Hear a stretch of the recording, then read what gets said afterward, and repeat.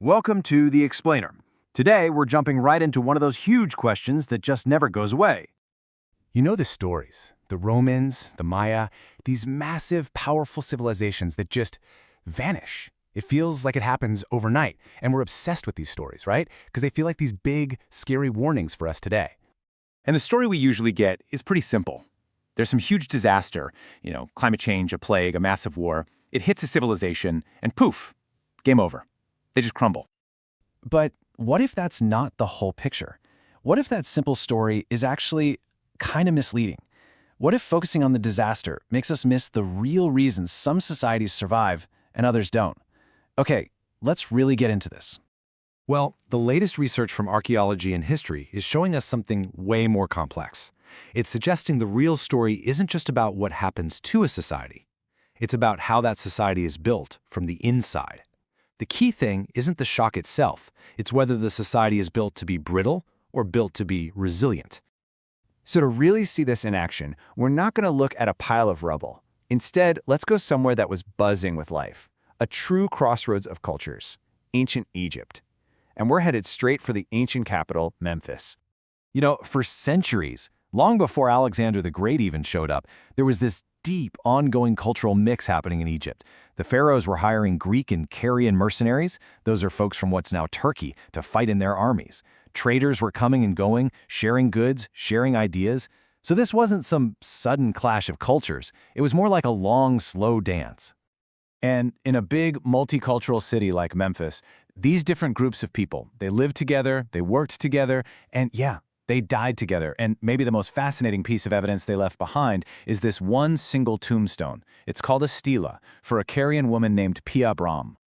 Now, just as it was found, this thing is pretty cool. You can totally see this mix of different artistic styles. But here's where it gets amazing. New science, using something called multispectral imaging, lets us see pigments that are totally invisible now. It shows us what it originally looked like in full, vibrant color. And what it reveals is just wow. It perfectly shows how deep this cultural fusion really went. What's so incredible is that the stela is laid out like a story in 3 panels. Check this out. The top 2 are pure Egyptian. You've got the gods of the underworld, the sacred Apis bowl, all standard stuff. But then you look at the bottom panel and it's a totally Greek burial scene, the prothesis, where mourners are surrounding the body. It's literally 3 different worlds, all telling one person's story on one single piece of stone. And the closer you look, the more mixed up and amazing it gets. The way it's carved, that's Ionian Greek style. The writing on it, that's in the Carian language. The border around the whole thing, a traditional Egyptian 4-color pattern. The offerings being made, the lotus flowers and bread, are totally Egyptian. But the bed she's lying on, it's covered in Greek patterns. So you see, this isn't just a Greek thing or an Egyptian thing. It's something completely new. Something that could only be made in a world where people's identities were way more fluid and mixed. So Pia Brahm's tombstone is this incredibly powerful symbol of what we call social resilience. It shows a community that wasn't getting weaker because of all these foreign influences. No, they were actively adapting, borrowing things, and creating this whole new hybrid culture that actually worked for them. I mean, that's the complete opposite of collapse or decay, right? Okay, so we've got this one amazing artifact, but it points to a much bigger idea, a general rule of history, you might say, and we can call it the flexibility factor. It really helps explain why some societies can bend under pressure while others just snap. So what is this social resilience anyway? What gives a society that superpower? Well, simply put, it's the ability to bend without breaking. It's being able to take a massive hit, a plague, a famine, whatever, and reorganize, change things up so that the essential parts of that society can keep going. And when you look back through history, a really clear pattern starts to emerge about who has this ability and who doesn't. Yeah. Researchers like Carl Butzer have pointed out this really key difference. You have these rigid, top-down, authoritarian societies. And it turns out they're often super brittle. Why? Because they shut down new ideas, they silence anyone who disagrees, and there's just no way for solutions to bubble up from the bottom. So when the big plan from the top fails, they're stuck. But then you have these other societies, the ones that are more participatory, with strong communities, the ones that are okay with a little flexibility and individual initiative. They turn out to be way more resilient. They can actually try new things when they're under incredible stress. And if you actually go and count the examples from history, the results are kind of stunning. Of course, we all know the famous collapse stories, the Maya, the Norse, and Greenland. But what we don't talk about as much are the many more cases of resilience. Places like Iceland, Cyprus, even colonial Mexico. They all face these absolutely catastrophic pressures, but they figured out how to adapt and keep going without totally falling apart. It turns out, adapting is actually the more common path in history, not collapsing. And you know what?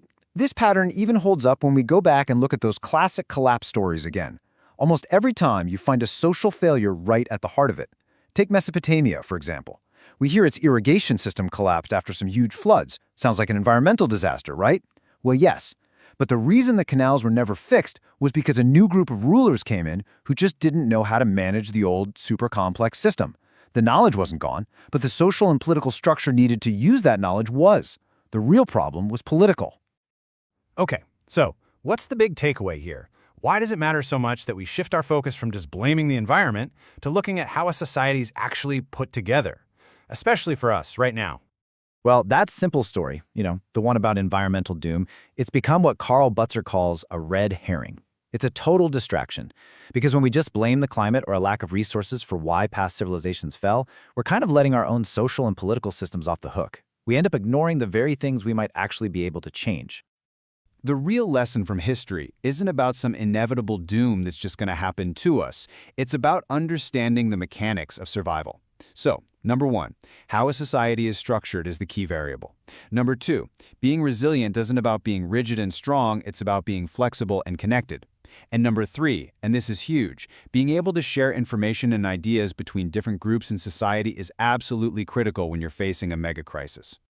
And all of that really brings the question right back to our own time. Think about it. Payabrum Stella shows a community that was thriving because it was open to change and adaptation. History shows us that flexible societies bend, while rigid ones break.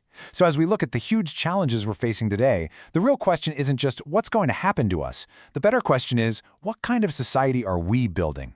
Are we building something brittle, or are we building in the flexibility and the connections we need to actually truly endure?